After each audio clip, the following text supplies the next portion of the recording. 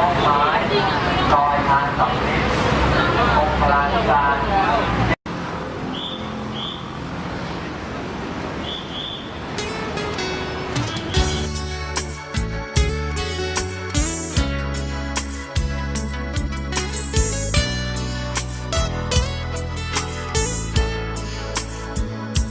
ผิดใช่ไหมที่หัวใจต้องการอยากมีรัก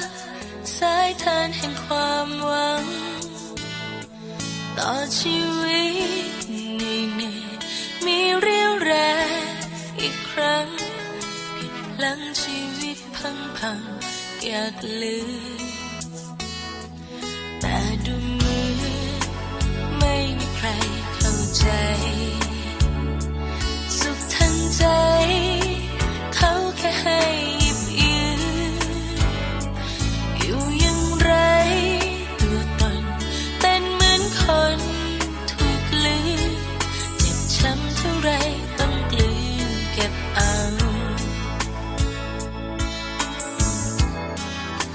เสียงสะอื้นในใจแต่ไม่มีใครได้ยินน้ำตาร่วงหล่นดินใครซ้ำให้ใจยิ่งเหงาเสียงสะอื้นสุดท้ายตอกย้ำชีวิตเศร้าๆไม่มีใครเขาจะเข้าใจเราอีกแล้วอยากให้ฟ้ารับฉันไปเบื้องบนคำอ้อนวอนจากคนที่ถูกผลักไสสิ่งสุดท้ายจะบอกว่ารักเธอแค่ไหนหวังให้เธอเข้าใจสักวัน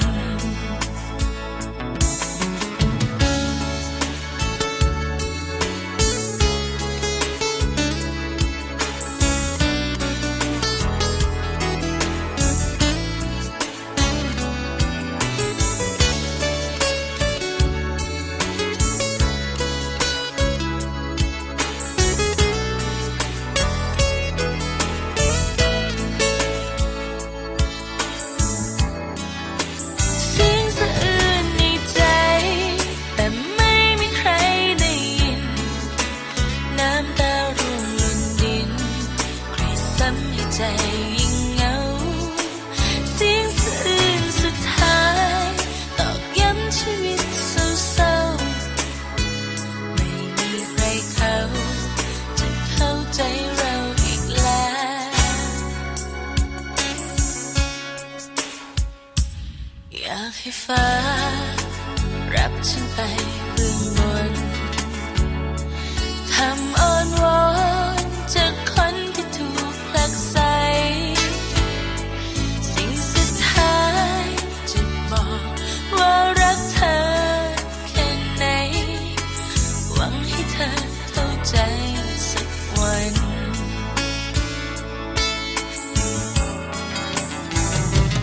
สิ่งสุดท้ายจะบอกฉันรักเธอตลอดไปหวังให้เธอเข้าใจสักวัน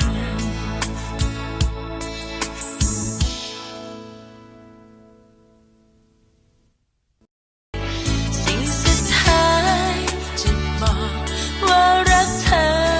แค่ไหนหวังให้เธอเข้าใจ